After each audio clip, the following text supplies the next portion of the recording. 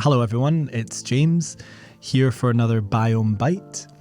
Today we're going to talk about how you can improve your microbiome, how you can master your microbiome. Now before we go any further, I just want to say that this podcast is for informational purposes only. It does not constitute the practice of medicine or the giving of medical advice. Please always consult with your clinician if you have any queries relating to your medicine. And that said, without any further ado, back now to how to master your microbiome. So very, very often I hear people say things like, what do I do to improve my microbiome diversity? What do I do to improve my gut health? I've heard about probiotics, prebiotics, FMT, kombucha, kefir, kimchi, and it's all a bit much and I don't know what to do. I don't know where to start. So what I'm going to do in this Biome Bite is give a high-level overview about some easy, actionable, quick things that you can do. Some mindset type things, how to frame your day, how to frame what you eat to try and improve the quality of your microbiome. And ultimately, hopefully, you'll start to see some benefits.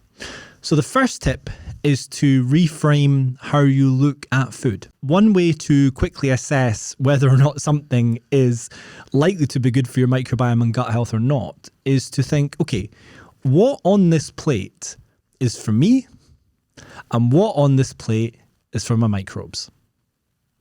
And the stuff that's for me are probably the things that taste good, that maybe are very meaty, maybe are very kind of easily digestible, carby, if that's even a scientific term. Whereas the things that are good for your microorganisms are probably the things that our body can't digest. So the non-digestible carbohydrates, the fiber-rich salads, beans, fruits, vegetables, so on and so on.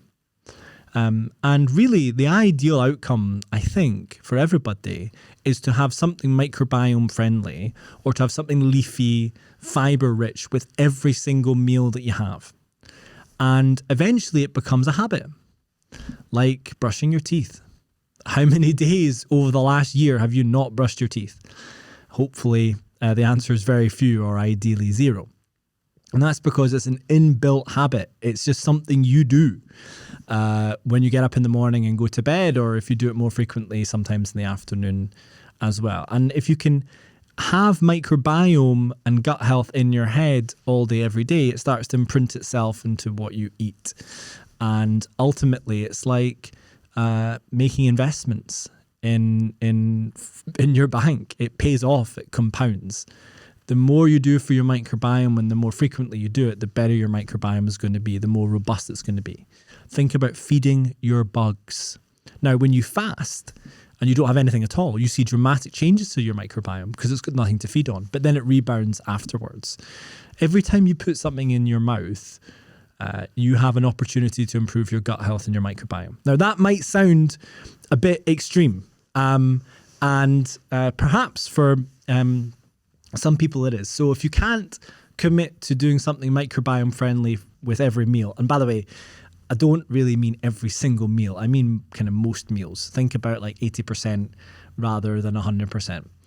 If you can't do that, something that I like to do and something that I've recommended to people with success before is have one microbiome meal or have like a microbiome mega shake. So what's a microbiome mega shake and what's a microbiome meal? That is a meal or a shake exclusively prepared for your microorganisms. So you've taken time to fill up that Vitamix or fill up that blender with as much green, as much color, as much fiber as you possibly can.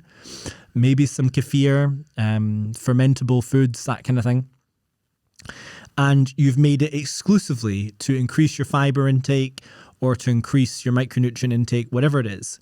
And you get that in and you know you've hit your fiber target and you've fed your microbiome for the day. Typically, I like to recommend that it's done in the morning because if it's done, then it's done. And your microbes are feeding for the rest of the day on the things that they love. And the thing about the microbes is if you feed them, they feed you. They're little chemical factories. And the more you feed them with the things they like, the more beneficial things that they produce to help you. What's a microbiome-friendly meal?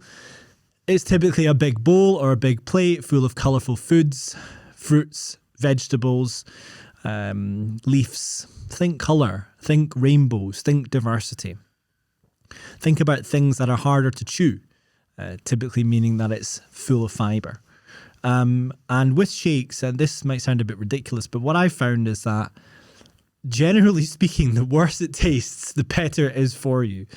The ones that you buy from typical supermarkets are usually crammed, loaded full of sugar, and they taste really good.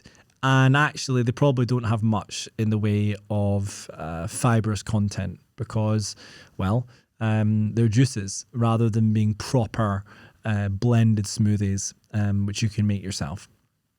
So think about embedding health and gut health and microbiome into your daily routine. Consider the mega microbiome shake, mega microbiome blend. Could also be a soup. And again, the intention is to get as much good stuff in there as you possibly can so that you're feeding your microbiome and your gut. You might be thinking, how do I feed my microbiome when it's me that's eating it? Well, your body possesses the capability to break down many things into components like amino acids and simple sugars, which then go around the body in the bloodstream. But what it can't do is break down non-digestible carbohydrates. Hence why they're called non-digestible carbohydrates. And it's only the microorganisms that can break those down. So typically they'll pass into the digestive tract, past the stomach, past the small intestine, and then these microorganisms get to work. And they chew on them, put them into their bodies, and then as chemical factories, they produce metabolites, things like short-chain fatty acids, for example. So there you go. I've not spoken about probiotics. Prebiotics are essentially foodstuffs which promote the growth of beneficial bacteria. So we've spoken about prebiotics in the form of non-digestible carbohydrates. We've not spoken about FMT because that's not something I would recommend to people. I recommend simple, straightforward, easy steps, which hopefully are not too expensive either. Supplements are typically expensive, foods less so. So there's no easy answer to this is the best possible mega microbiome shake or mega microbiome meal. In some respects, you have to do a bit of try and see for yourself. You have to figure out what you can afford, and you have to figure out what you can stomach. That's probably the wrong phrase, but the essence there is what you can handle from a kind of taste perspective, what you like, what you don't like. And it takes time to really look forward to these meals. But all the people that I know who've started mega microbiome meals or mega microbiome shakes, or essentially have just become predominantly plant-based, will tell you that their cravings have changed. They don't crave the chocolate bars anymore. They don't crave the packets of Haribo. In fact, the thought of it makes them feel ill.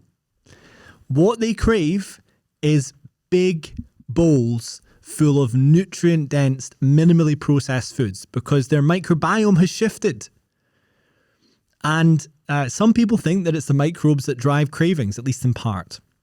So I am absolutely sure that when you start off with these mega microbiome shakes or mega microbiome meals and you start loading your plate full of things that you know are going to be good for your microorganisms, full of colour, full of fibre, you wouldn't normally put them together either.